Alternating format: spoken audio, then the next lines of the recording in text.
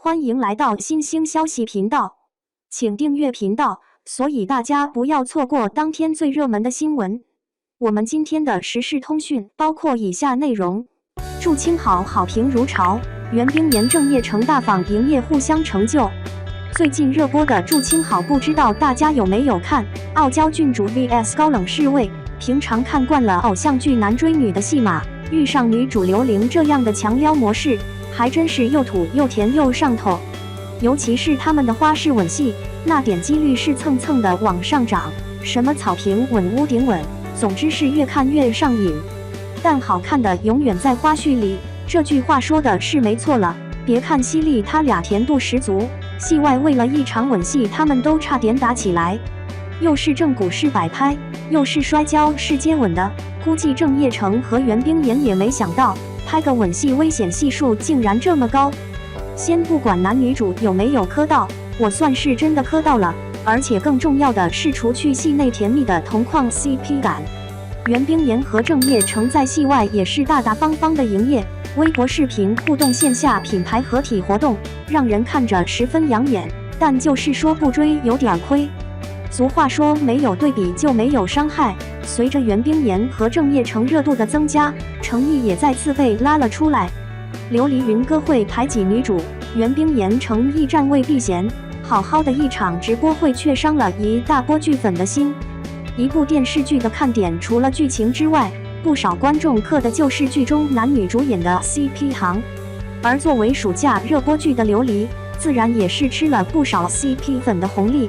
可谁曾想，随着琉璃的结束，袁冰妍和程毅这对 CP 直接就被强拆了。不仅在云歌会上没有一点互动，就连站位也像是隔了银河，避嫌避的简直不要太明显。与其说这是一场告别晚会，倒不如说这是欢瑞内部的庆功宴。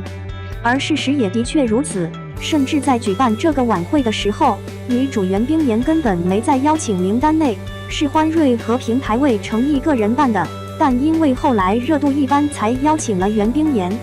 而且更可笑的是，当时的袁冰妍还正在与欢瑞打官司，这似乎解释得通为何女主全程都被孤立的情况。但是对于粉丝来说，无异于过河拆桥。直播赚了粉丝的钱，却根本没有看到想看的互动，甚至男主程毅整场的状态也十分不好，事后还迎来了大量的脱粉。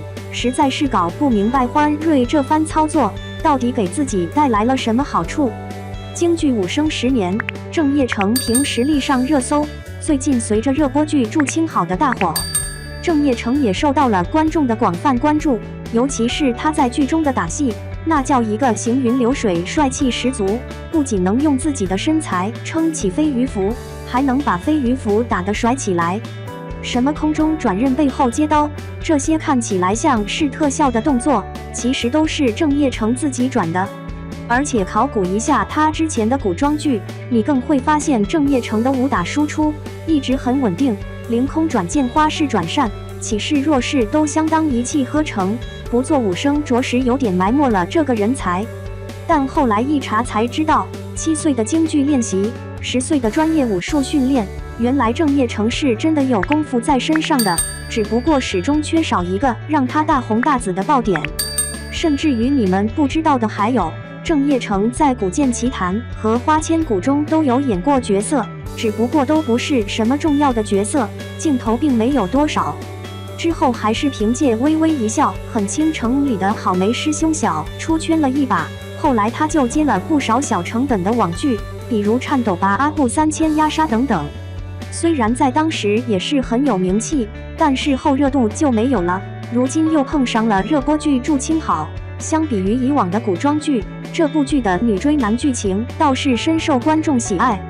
再加上锦衣卫这样的角色设定，也给郑业成加了不少的分，甚至还有很多人夸他颜值演技双双在线，希望他可以因此受到更多人的关注。